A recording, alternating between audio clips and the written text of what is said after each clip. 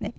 안녕하세요. 챗 GPT 발표를 맡은 황민정입니다. 지금부터 발표 시작하겠습니다.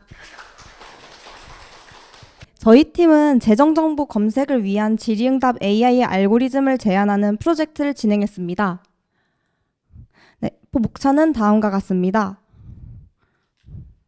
저희 팀이 같이 진행한 팀원 소개를 먼저 해보겠습니다. 네. 저희는 LLM 프로젝트 특성상 역할을 구분하기 어려웠기 때문에 따로 분담하는 부분 없이 함께 진행되었습니다.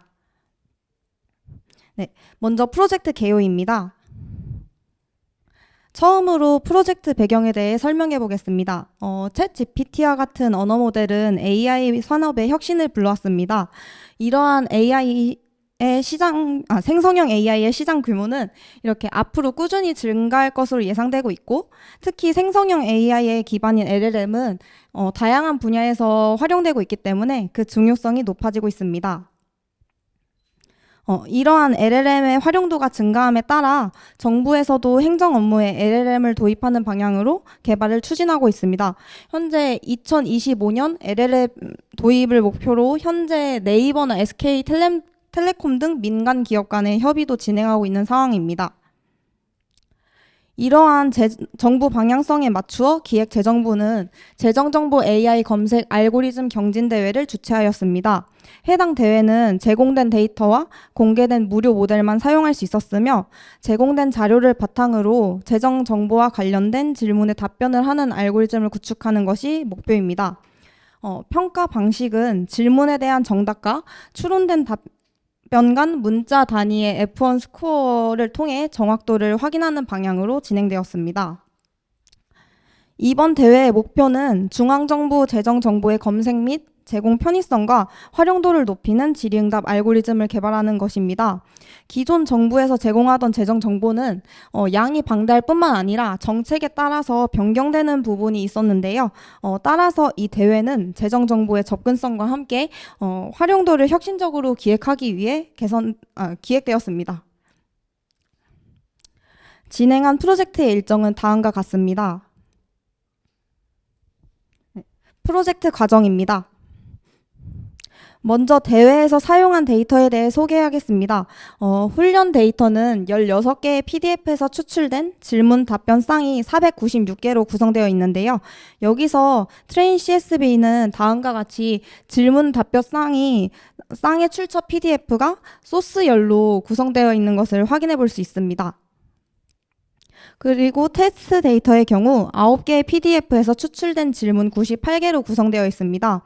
트레인 CSV와 마찬가지로 테스트 CSV에서도 출처 PDF가 소스열로 주어져 있지만, 차이점은 트레인 CSV에만 앤서열이 있다는 점입니다. 이렇게 주어진 데이터로 LLM을 활용해서 정확한 답변을 추론하는 알고리즘을 구성하는 것이 이번 대회의 과제입니다. 다음은 개발 환경입니다. 저희는 추론에는 A100 80GB를 2대를 이제 베스트 AI에서 대여해서 사용했고, 운영 환경은 리눅스 기반 우분투이며 활용한 API는 다음과 같습니다. 먼저 레그에 대해 알아보겠습니다. 레그는 검색 증강 생성 알고리즘으로 기존 언어 모델은 학습 단계에서 미리 학습된 패턴과 정보에만 기반해서 응답을 생성한다는 특징을 가지고 있습니다. 다만 이러한 특징은 깊이나 특정 지식이 부족한 응답으로 이어질 수 있다는 문제가 있었습니다. 그래서 이 문제를 해결하기 위해 언어 모델의 생성 프로세스에 외부 데이터를 추가적으로 넣어주는 것이 레그입니다. 레그는 질문이 생성되면 리트리버를 이용해 벡터DB나 웹과 같은 대규모 데이터셋에서 쿼리와 관련된 정보를 검색한 후 이 정보를 언어 모델로 전달해 언어 모델이 더욱 정확하고 신뢰할 수 있는 응답을 생성하도록 도와주는 역할을 합니다. 저희는 앞서 소개해드린 기존 레그 시스템을 다음과 같은 방식으로 보완했습니다. 먼저 데이콘에서는 대회 규칙상 데이콘에서 제공되는 데이터 외에 외부 데이터는 사용할 수가 없어서 웹 기반 검색은 제외하고 PDF 소스 파일을 기반으로 한 벡터DB를 구축했습니다. 또한 리트리버에서 언어 모델로 자료를 전달하는 과정 중에서 리랭킹이라는 개념을 도입해서 검색된 자료를 재정렬해서 쿼리와 관련도가 높은 자료에 가중치를 줄 수 있도록 진행했습니다. 그럼 지금부터 저희가 진행한 각각의 항목에 대해 어떤 방식으로 발전을 시켰는지 세부적으로 설명해 보겠습니다. 먼저 벡터DB 구축입니다. 일반적으로 벡터DB는 원시 데이터를 임베딩 모델을 통해 벡터로 변환시키고 벡터 유사도를 기반으로 벡터 공간에 저장하는 것을 말합니다. 텍스트 외에도 이미지나 음성, 영상 등의 자료 역시 벡터DB를 사용할 수 있지만 저희는 데이터 특성상 텍스트만 사용했고 자세한 과정은 다음과 같습니다. 저희가 사용한 데이터 소스가 일반적인 텍스트 형식이 아닌 PDF 파일로 제공되어서 PDF로부터 텍스트를 추출하는 과정이 필수적이었습니다. 그래서 이 부분에 대해 저희 팀이 집중한 문제는 데이터 전처리와 청크 사이즈, 그리고 PDF 순서 및 주제별 단락 구분 이렇게 세 가지가 있었습니다. LLM에서 데이터 전처리는 데이터 일관성과 정확도를 높이는 것을 목표로 하는 일반적인 분석 과정의 전처리와 다른 부분이 있습니다. 언어 모델이 데이터를 더 잘 이해하고 학습할 수 있도록 노이즈를 줄이는 것에 중점을 두고 있기 때문인데요. 그래서 저희 팀은 그 특수 기호로 된 이렇게 숫자 기호를 숫자로 변환시키고 텍스트에 불필요한 특수 기호나 한자를 제거해서 정제 전에는 이러한 양상을 보이지만 정제 후에는 이러한 양상을 보이는 것을 확인해 볼 수 있었습니다. 다음으로 청크 사이즈입니다. LLM은 긴 텍스트를 한 번에 처리하지 못하고 이를 여러 개의 작은 조각으로 나누어 처리하게 됩니다. 여기서 말하는 작은 조각은 청크라고 하는데요. 청크는 크기에 따라 다음과 같은 특징을 가지고 있습니다. 저희 팀은 적절한 청크 사이즈를 찾는 것에서 나아가 다양한 청크 사이즈의 벡터DB를 여러 개 사용해서 이러한 장단점을 보완했습니다. 또한 오버랩의 크기를 크게 설정해서 문맥이 중간에 단절되지 않도록 구성했습니다. 마지막으로 PDF를 텍스트로 변환하는 과정에서 발생한 문제가 있었습니다. 바로 PDF의 순서를 바르게 가져오지 못한다는 점과 청크 사이즈로 분할할 경우 문맥을 무시한다는 부분이 있었는데요. 이 두 가지 문제의 경우 마크다운으로 해결할 수 있었습니다. 마크다운은 PDF의 논리적인 구조를 그대로 반영할 수 있었기 때문에 PDF의 순서를 정렬하는 데 도움을 줍니다. 그리고 HTML 태그를 활용해서 주제별로 청크를 분리해 문맥을 살릴 수 있었습니다. 실제 저희가 활용한 기준을 말씀드리면 헤드 태그를 기준으로 1차 청크 분류를 진행합니다. 이때 청크가 너무 크다면 파라그래프 태그를 기준으로 2차 분류를 진행합니다. 이렇게 추출된 텍스트는 임베딩 모델을 통해 임베딩 고정을 거치게 됩니다. 언어 모델의 임베딩은 크게 텍스트 임베딩과 센텐스 임베딩 두 가지로 구분해 볼 수 있는데요. 텍스트 임베딩은 텍스트 조각을 고정된 크기의 실수 벡터로 변환하는 것이고, 센텐스 임베딩은 문장을 고정된 크기의 실수 벡터로 변환하는 것으로 문장 전체의 의미와 맥락을 반영합니다. 그래서 저희 팀에서는 센텐스 임베딩과 한국어 특화로 파인 튜닝된 모델인 이러한 모델을 사용하게 되었습니다. 벡터화된 텍스트는 최종적으로 벡터 스토어에 저장되고 리트리버는 이 벡터 스토어에서 질문과 연관된 자료를 검색하게 됩니다. 벡터 스토어의 경우 크로마, 패스트, 파인콘 이렇게 대표적으로 세 가지가 있습니다. 각각의 벡터 스토어는 다음과 같은 특징을 가지고 있는데요. 이 중 저희 팀은 대규모 데이터셋에 적합하고 빠른 유사도 검색이 가능한 패스의 장점을 더욱 중요하게 여겨서 패스를 최종적으로 선택했습니다. 다음으로는 레그의 핵심적인 요소인 리트리버입니다. 리트리버는 사용자의 질문을 받아들인 후 이 질문을 기반으로 관련된 문서나 데이터를 검색하는 역할을 합니다. 저희 팀이 고려한 리트리버 라이브러리는 다음과 같습니다. 먼저 TF-IDF는 전통적인 라이브러리로 단어의 빈도와 가중치를 계산하고 BM25의 경우 TF-IDF의 개선된 형태로 문서의 길이와 단어의 희소성을 추가적으로 계산합니다. 여기서 말하는 키위 BM25는 이러한 BM25를 한국어 특화 모델로 파인 튜닝된 것을 말합니다. 그리고 패스는 패스트 벡터 스토어에서 제공되는 라이브러리로 텍스트를 임베딩한 후 벡터들 간의 유사성을 기반으로 검색을 진행합니다. 마지막으로 앙상블은 여러 검색 기법을 결합하는 것으로 저희는 앞에 세 가지를 여러 방식으로 조합하고 가중치를 바꾸면서 진행했지만 패스를 단독으로 사용하는 것이 가장 성능이 좋았기 때문에 패스를 사용하는 것으로 최종적으로 선택하게 되었습니다. 앞서 리트리버가 레그의 핵심적인 요소라고 말씀드렸던 것처럼 리트리버는 레그의 성능에 큰 영향을 주게 됩니다. 그래서 리트리버가 잘못된 문서를 반환하면 언어 모델의 답변 정확도 역시 낮아질 수 있습니다.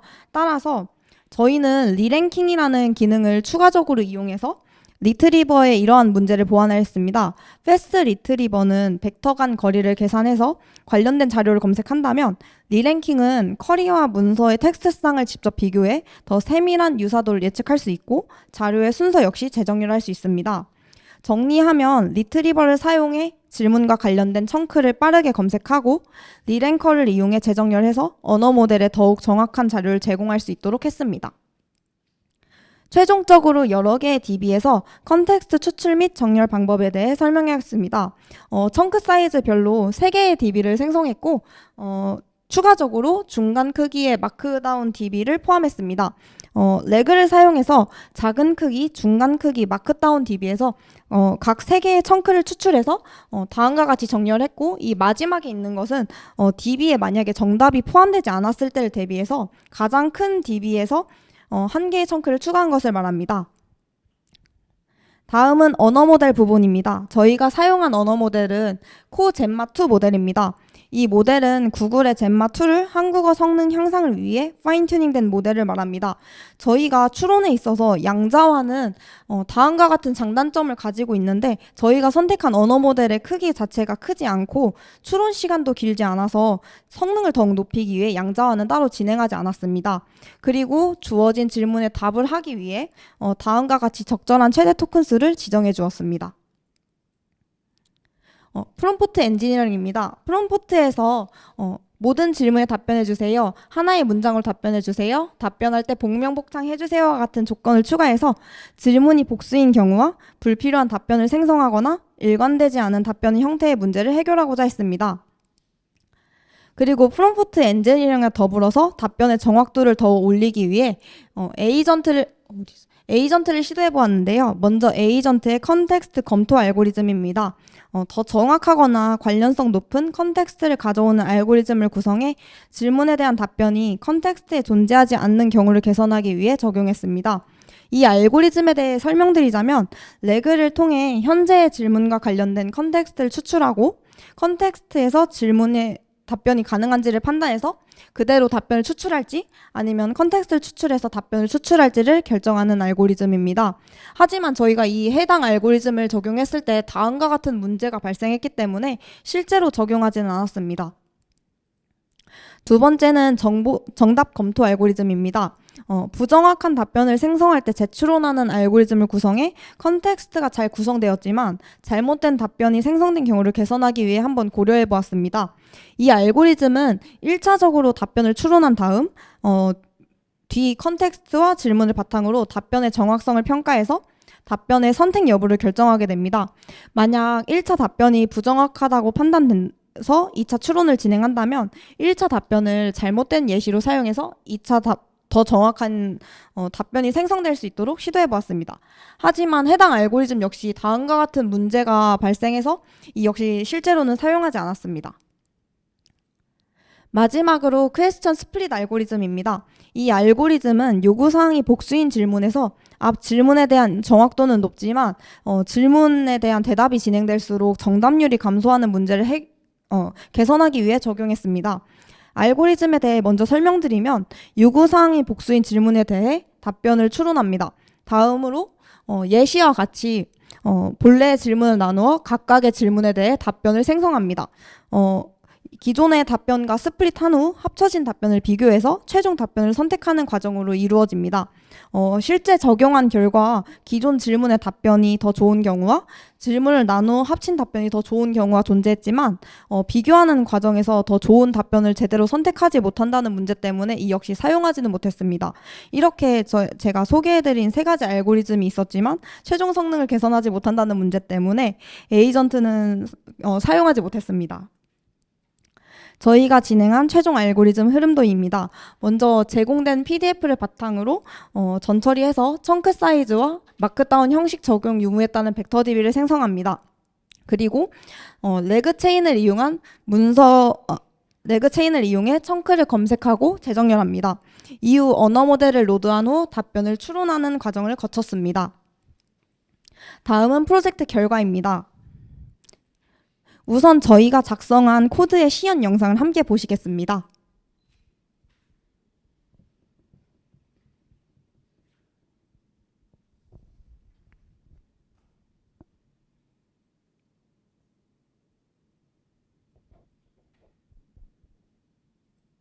네, 베이스라인 코드에 비해서 최종 모델이 생성한 전반적인 답변의 품질이 높다는 것을 확인할 수 있었습니다. 그리고 저희 팀이 참가한 경진대회 성적입니다. 저희 팀은 최종 제출 코드를 결정할 때 퍼블릭 최고 점수가 아닌 답변의 품질을 검토해서 제출을 진행했는데요. 그래서 결과적으로 퍼블릭에서는 15등을 기록했지만 프라이베이트에서는 6등으로 점수가 향상돼서 2차 평가 진출에 성공했습니다. 2차 평가 후 최종 우승팀은 차후에 공개될 예정입니다. 경진대회 코드 제출 마감 이후 저희가 작성한 알고리즘을 바탕으로 다른 도메인에 활용될 수 있도록 추가적인 사이드 프로젝트를 진행했습니다. 간단히 설명드리면 논문 검색 사이트에서 특정 도메인에 따른 논문 키워드를 검색합니다. 그 이후 논문을 크롤링한 다음에 데이터베이스를 구축하는 방향으로 진행되는데요. 검색 AI 알고리즘을 통해 특정 주제에 대한 논문 내용을 근거로 답변을 출력할 수 있습니다. 이거는 추가적으로 진행한 저희 프로젝트 결과입니다. 왼쪽에 보이는 화면은 도배와 관련된 논문 데이터베이스를 바탕으로 작성된 질문과 답변입니다.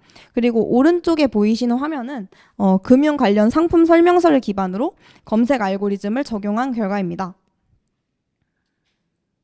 네, 향후에는 저희가 검색 AI 알고리즘을 이용한 챗봇 개발과 함께 답변 시 레퍼런스를 반환할 수 있도록 기능을 추가할 예정입니다. 답변 시 원본 주소를 함께 반환해서 유저가 답변의 정확성 및 환각 현상 여부를 검토할 수 있도록 진행할 예정입니다. 그리고 추가적으로 검색 카테고리를 지정하는 기능을 도입하고자 합니다. 이전 경진대회에서는 각 질문마다 문서의 주소가 연결되어 있었고 문서 한 개마다 개별 DB를 생성하는 방식으로 진행되었습니다. 하지만 실제 서비스를 적용할 때에는 유저가 어떤 문서를 바탕으로 질문해야 되는지 판단하기 어려울 수 있기 때문에 전체 문서를 통합한 DB를 통해 문서의 지정 없이 전체 문서에서 검색하는 것이 좋다고 생각했습니다. 또한 어떠한 문서가 있는지 카테고리로 제공한다면 유저가 검색 범위를 설정해서 더 빠르게 검색 결과를 확인할 수 있다고 생각했습니다. 다음으로는 자체 평가 의견입니다. 저희가 프로젝트를 수행하면서 어려움이 좀 있었는데요. 이거에 대해서 극복한 부분은 PDF 파일에서 정답을 잘 가져오지 못한다는 문제로 어려움이 있었는데 이거를 다양한 청크 크기랑 텍스트 추출 방식을 적용한 여러 DB를 구축해서 이 부분이 좀 유효했다는 점이 있었습니다. 그리고 정성 평가와 퍼블릭 점수 간의 차이로 혼란이 있었지만 LLM 평가 자체는 F1 스코어보다 정성 평가가 더 중요하다고 판단돼서 퍼블릭 점수에 너무 연연해하지 않고 답변의 품질과 검색 성능을 직접적으로 검토해 최종 모델을 선택해서 좋은 결과를 얻을 수 있었습니다. 다만 그리고 저희가 잘했던 부분은 역할의 구분 없이 전 과정을 함께 진행해서 팀워크를 강화할 수 있었고 다양한 관점에서 문제를 바라볼 수 있는 시각을 얻을 수 있었습니다. 다만 좀 아쉬웠던 점은 트레인 데이터의 정답이 실제 정답과 일치하지 않는 부분이 있어서 이에 대해 정제하는 데 시간이 좀 소요되었습니다. 그리고 컴퓨팅 자원과 비용 한계로 더 다양한 언어 모델을 사용하지 못했던 부분이 아쉬웠습니다. 저희가 이번 프로젝트를 진행하면서 특정 이론이나 가설을 실제로 적용했을 때 예상과는 다른 결과가 나타나서 모델을 만들고 최적화하는 데에는 정석이나 정답이 없다는 생각이 들었고 많은 시도가 중요하다고 느꼈습니다. 또한 본 교육과정에서는 LLM에 대해 자세히 다루지 않았는데 저희가 이번 기회로 LLM에 대해 배울 수 있는 기회를 얻을 수 있어 좋았습니다. 이상 챗GPT 발표를 마치겠습니다. 감사합니다. 적나라한 이제 평가 받겠습니다. 네. 이제 먼저 진행 부탁드리겠습니다. 네. 되게 인상 깊게 잘 들었습니다. 근데 제가 지적을 한다기보다는 현재 LLM을 산업 현장에 실제 사이트에 적용할 때 고려해야 될 점에 대해서 그냥 레코멘드 드린다고 생각하시고 들어주셨으면 좀 감사하겠어요. 일단 제가 잘 들어봤을 때 이제 비즈니스가 처음에는 재정 정보 검색에 경진 대회를 나가기 위해서 어떤 시도를 하신 걸로 이해를 했고요.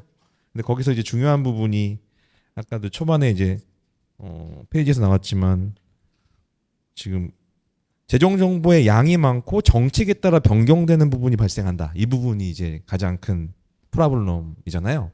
이걸 어떻게 극복하느냐라는 관점에서 접근을 하신 것 같은데, 근데 정책에 따라 변경되는 부분에 대한 고려는 현재 슬라이드에서 보이지가 않더라고요.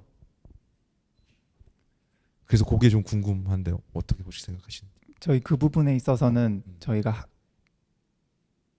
이제 다음 보시 정책이 바뀌게 되면 관련 PDF 내용이 바뀔 텐데, 그럼 그걸 새로운 DB로 구축해 토탈 DB를 교체하는 방법으로 정책의 변화에 대한 대응을 할 생각입니다. 근데 이렇게 되면은 데이터베이스의 부하라든지 운영이나 관리 관점에서 포인트를 어떻게 잡으시려고 혹시 생각하고 계신 게 있나요?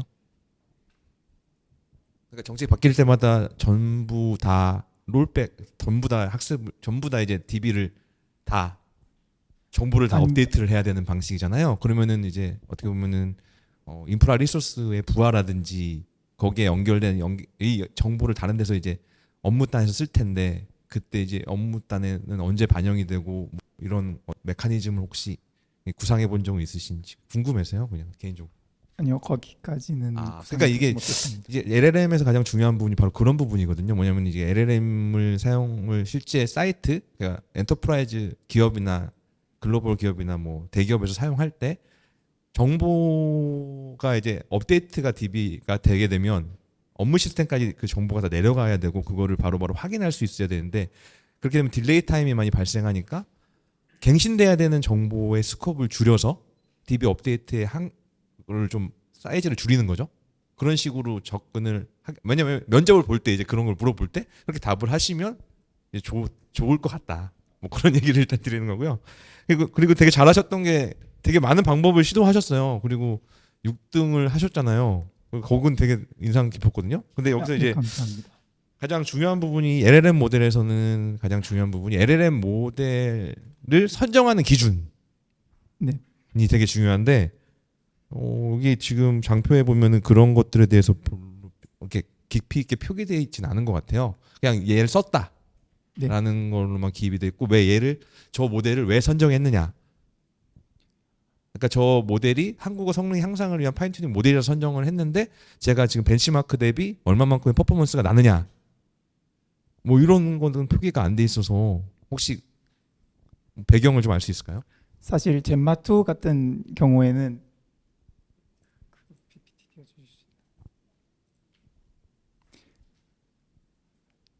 이제 오픈 소스 모델로 빠른 추론 속도와 폭넓은 프레임 허용감을 가지고 있고, 로컬 글로벌 어텐션, 교차와 그룹 쿼리 어텐션을 통해 작은 크기로도 이제 높은 모델 성능을 가지고 있어서 저희가 이 모델을 한국어로 파인 튜닝한 모델을 선정하였습니다.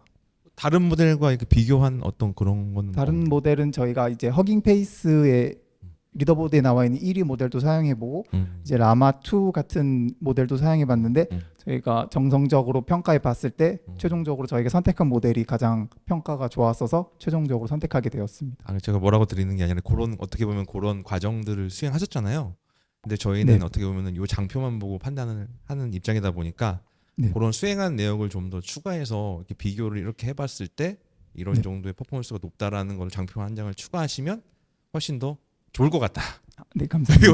왜냐면 우리는 이제 이 장표로만 봤으니까 이거 뭘 한 거지 잘 이제 저희는 이해를 못 하잖아요. 제가 여러분과 함께한 게 아니다 보니까 뭐 그런 걸 표시해주면 좋을 것 같다는 생각을 하게 됐어요. 그리고 또 중요한 부분이 이제 벡터 DB를 여러 개 쓰셨어요. 근데 여기 벡터 DB를 그러니까 쓰셨는데 벡터 DB와 레그의 관계를 혹시 알고 쓰신 건가요? 그게 궁금하긴 하더라고요.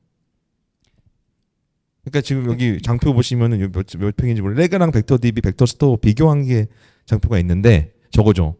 저건데 저기서 이제 저 FAISS를 선택하셨잖아요. 네, 그러면은 레그는 저 벡터 DB 디펜던시가 있거든요. 벡터 DB를 따라 의존할 수밖에 없어요. 네.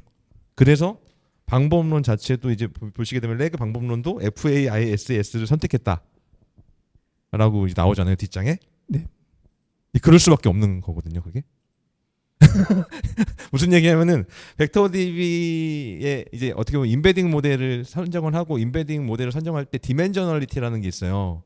그 디멘전에 따라서 임베딩에 대한 차원이 결정되거든요. 네. 그 차원이 결정되기 때문에 그 차원을 기준으로 클러스터링이라든지 클래시피케이션이 되는 구조로 갈 수밖에 없어요, 분류 체계가. 네. 그래서 레그를 구성할 때 그 API를 갖다 쓸 수밖에 없는 거예요. 그거는 알려드리는 거예요, 제가. 혹시 네, 모를 알겠습니다. 수 있으니 네.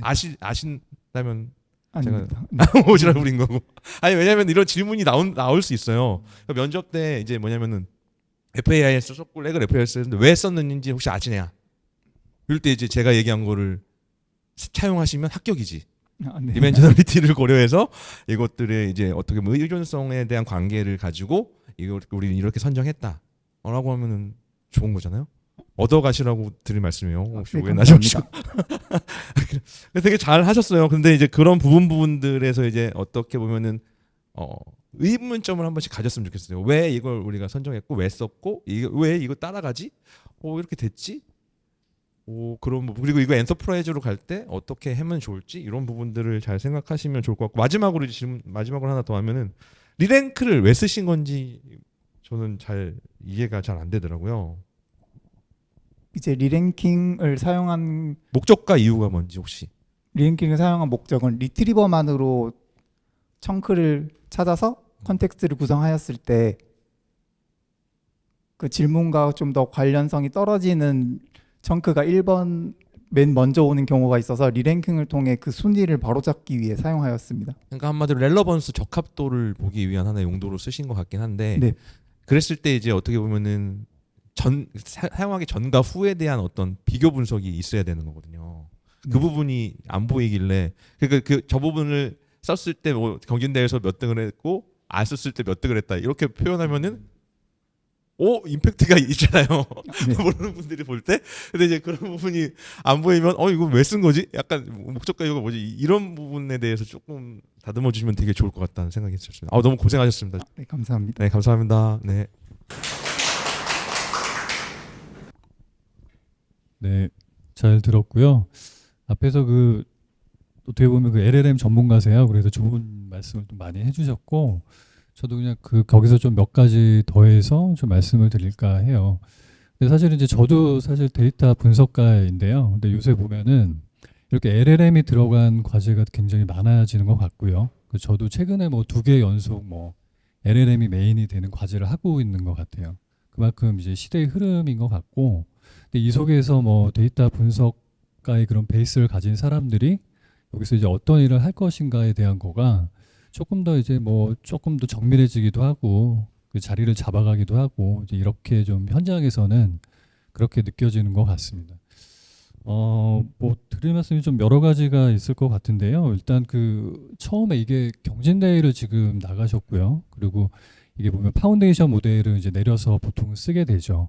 그래서 그런 부분들은 사실 되게 분석가 입장에서는 조금 이제 파운데이션 모델도 건드리고 싶은데 그럴 수가 없죠. 보통 LLM 프로젝트에서는 그런 걸 좀 아쉬워하는 부분이고, 그래도 이런 전체적인 품질을 위해서 할 수 있는 거는 LLM을 직접 튜닝하는 게 있겠고요. 파인 튜닝하는 게 있겠고, 그리고 이렇게 LLM이 들어가지 않았을 것이다라고 생각하는 최신성이라든가 업무 특수성을 반영한 문서들을 저렇게 레그를 통해서 같이 레퍼런스를 주는 방식을 보통 많이 택하게 되죠. 그리고 이게 보편적인 방식이고요. 그래서 기업에서 프로젝트를 할 때도 큰 흐름에서 보면 지금 하신 거의 과정들을 다 거치는 것 같아요. 단지 어떤 디테일은 많이 좀 차이가 날 수는 있겠지만 그 전반적인 과정을 좀 경험했다라는 거에 대해서는 되게 좋은 경험을 좀 하신 것 같다라는 생각이 들고요. 네. 또 이게 경진대회에서 어떤 일정한 어떤 순위도 이렇게 획득하신 것도 좀 인상적이었고, 근데 경진대회를 나가다 보면 거기서 정하는 품질의 체크 기준, 순위를 매기는 매트릭이 결정이 되어 있잖아요. 근데 여기서 보면 이제 F1 스코어가 결정이 되어 있죠. F1 스코어라고 하면 보통 분류 문제에서 그 모델이 뱉어내는 그 정답에 대한 정확도를 나타내는 프리시전과 그리고 내가 맞춰야 될 정답 중에서 얼마나 내가 맞췄어 라고 하는 일종의 커버리지를 나타내는 리콜을 어떻게 보면 균형적인 관점에서 하나의 수치로 나타낸 거죠. 그게 이제 F1 스코어인데, 근데 여기서의 F1 스코어라고 하는 거는 그 계산 과정을 한번 이렇게 설명을 한번 해봐 주실 수 있으세요? 이제 LLM에서의 F1 스코어는 이제 프리시즌 같은 경우는 모델이 출력한 토큰이 이제 정답에 포함되어 얼마만큼 포함되어 있는지를 나타내고요. 리콜 같은 경우는 이제 정답 토큰이 모델이 출력한 답변에 어느 정도 포함되어 있는지를 나타내고 있습니다. 그 이해를 되게 하고 계시죠? 저희 보통 이게 토큰일 수도 있고 뭐 바이그램, 뭐 트리플그램에서 2개, 3개씩 끊어서 그걸 하나의 정답으로 사실은 생각을 하죠. 근데 저걸 가만히 보다 보면 제 한계는 뭐 어떤 게 있을까요? 그걸 한번 이제 고민을 한번 해보셨나요? 저게 이제 저 수치를 정말 저희가 신뢰하고 쓸 수가 있을까요? 사실 LLM 평가에서 F1 스코어 같은 경우에는 이제 동일한 내용을 포함하고 있더라도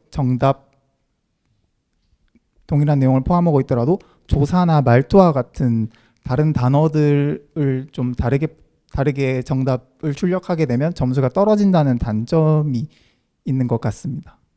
네, 그렇기도 하고 아까 그 여기서 표현을 보니까 그 예시로 든 그 정답하고 문제의 세트를 보면 그 답변 그 문제도 되게 짧지만 정답도 좀 되게 짧은 편인 것 같아요. 그 정답으로 여기 준 예시가.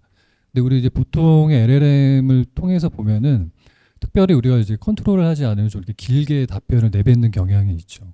근데 저런 스코어에서 내가 내뱉는 답변이 길다라고 하면 보통 이제 좀 어떻게 될 것 같으세요? 길다라고 하면 좀 내가 이득을 볼까요? 아니면 손해를 볼 것 같으세요? 내가 내뱉는 답이 좀 길 경우에. 저희가 내뱉은 답이 길 경우에는 네. 이제 F1 스코어 같은 경우에서는 손해를 본다고 생각을 그렇죠. 하고 있습니다. 보통 이제 손해를 보게 되죠. 그런 이제 한계를 좀 이렇게 아시고 작업을 하시는 게 되게 중요하고요.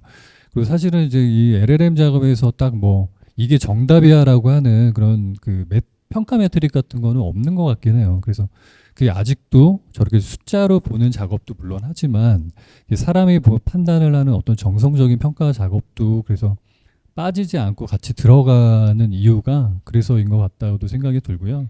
그래서 저렇게 매트릭들도 여러 가지가 나오는데 그 한계 같은 것도 좀 잘 그 아시고 계시는 게 좀 중요하다고 생각을 하고요. 그리고 아까 그 PDF를 읽는 거, 그죠? 그리고 뭐 레그를 할 때 이제 많은 문서에서 시작을 사실은 하는데 문서의 종류도 굉장히 사실 많죠. 근데 그거를 보통 취급을 편리하게 하기 위해서 일단 PDF로 바꿔놓고 PDF를 읽는 방식도 많이 택하는 것 같습니다. 근데 여기서는 이제 PDF를 읽을 때는 이제 어떤 거를 좀 활용을 하셨죠? 어떤 뭐 라이브러리나 이런 거를 좀 활용하신 걸 잠깐 소개를 해주실 수 있으실까요? 저희가 PDF를 읽은 라이브러리는 이제 PYMU PDF를 사용했고 마크다운으로 변경하는 건 이제 PDF4LM을 사용하여 마크다운으로 변경해 주었습니다. 네, 그게 제일 많이 쓰는 것 같아요. 그 라이브러리가요. 그리고 그 여기서 보면 뭐 인베딩이라는 표현도 나오고 뭐 랭귀지 모델 LM이라는 표현도 나오고 하는데 그 인베딩의 그 본질적인 의미는 이제 어떻게 생각을 하세요? 이게 인베딩 작업이라고 하면 보통 이제 어떤 텍스트 문자를 내가 데이터로 처리를 하기 위해서 수치로 바꿔놓는 과정이죠. 그래서 그것들을 모아놓은 그 벡터라고 표현되는 걔들이 모아있는 곳이 이제 벡터 스페이스가 되는 것이고 그럼 그 안에서 뭔가 두 벡터 사이가 가깝다라는 의미가 이제 어떤 의미인지 좀 이렇게 한번 설명을 해봐 주실 수 있을까요?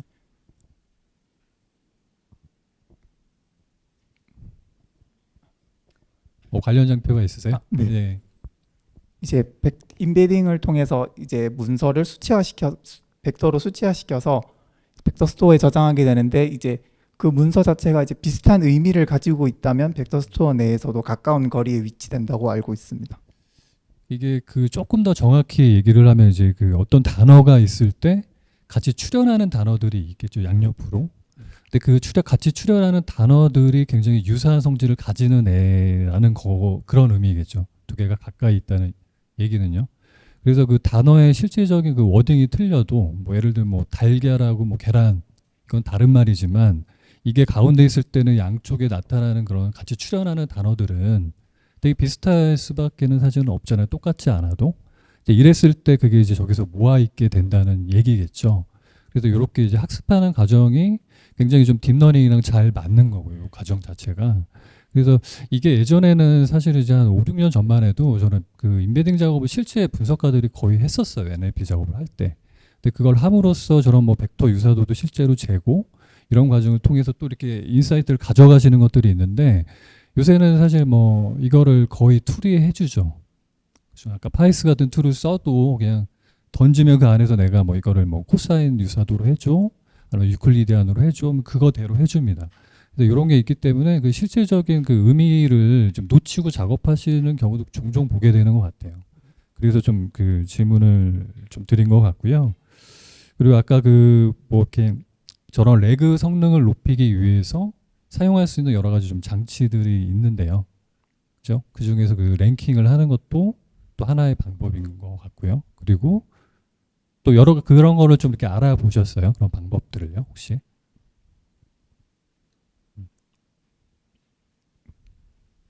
그 랭킹을 이제 선정하게 되신 그 배경이 조금 아까 궁금하더라고요. 이제 여러 가지 그 올리 그 기본 레그를 쓰지 않고 그거 플러스 레그를 향상시키기 위해서 여러 가지 또 장치들이 있는데 할 수 있는 그 중에서 또 그죠 선택지 중에 하나는 그런 리랭킹을 한 번 더 하자라는 거죠. 네. 그죠 유사 그 레퍼런스의 렐러번스의 품질을 올리기 위해서. 이렇게 하는 거에 대해서는 이제 어떤 이렇게 선택적으로 이제 어떤 배경들이 좀 있으셨는지 뭐 공부를 하시면서 이제 리서치를 통해서 알아내신 것인지 뭐 그런 것도 좀 제가 궁금하더라고요. 그 얘기를 들을 때요. 이제 사실 저희가 리랭킹 없이 레그를 사용하여 정답을 출력했을 때는 이제 컨텍스트가 잘 구성되지 않는 걸 확인하였고 거기에 대해서는 리랭킹과 그 HYD라는 방법이 있는데 하이드 리서치 자체는 모델의 성능이 좋아야지 더 관련된 컨텍스트를 잘 구성한다고 알고 있고 저희가 사용하는 모델이 그렇게까지 성능이 나오지 않을 것 같아서 그 툴 중에는 리랭킹이라는 방법을 선택하게 되었습니다. 저도 이제 아까 지금 그 옆에 심사평을 해주셨지만 이제 저런 이제 업데이팅하는 뭐 고도화 작업을 하실 때 실제 이제 얼마나 이제 저런 효과가 있었는지를 좀 확인을 하시면서 사실 이제 작업을 하는 게 필요하잖아요. 그래야 이제 나의 어떤 그 작업한 그런 직관들이 쌓이는 거라서 저도 보면서 좀 똑같은 생각을 했던 것 같아요. 그런 부분이 좀 아쉬웠고 그리고 저런 방법도 있고 뭐 간단하게는 이제 속도 때문에 그냥 뭐 메타 정보를 하나 갖고 있다가 뭐 최근 적시적인 것만 좀 잘라낸다든가 간단하게 필터링을 하는 방법도 있고 이제 몇 가지 쓰는 것들이 있는 것 같아요. 근데 그런 걸 씀으로써 조금 테크닉적으로 그냥 레그를 쓸 때보다는 조금 더 이제 향상 여지가 더 사실은 있게 되죠. 그래서 그런 부분들을 좀 고민하신 것도 좋았고요. 이게 10주라는 짧은 기간 동안 뭐 하신 그냥 LLM 과제인데 거기서 사실은 이제 그 기교를 많이 부릴 수 있는 거는 저런 부분입니다. 사실 레그를 조금 더 잘해서 LLM의 성능을 올리는 거에 보통 이제 분석가 분들이 많이 이제 할당이 돼서 일을 하게 되시죠. LLM을 내가 직접 만들고 싶으면 뭐 이제 오픈 AI나 이런 데 가셔야겠죠. 취업을 이제 글로 하셔야 되는 거고. 그래서 저도 이제 되게 좀 인상 깊게 전반적인 플로우가 뭐 나쁘지 않았던 것 같아요. 인상 깊게 잘 들었고요. 또 수고하셨다는 말씀으로 좀 마무리를 하겠습니다. 네. 감사합니다.